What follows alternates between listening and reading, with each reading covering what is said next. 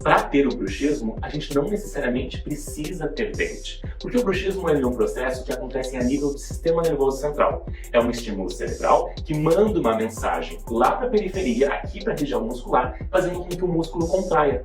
E ao contrair esse músculo, se tivermos dentes, a gente pode apertar, bater ou ranger os dentes, dependendo do tipo de contração muscular que vai acontecer.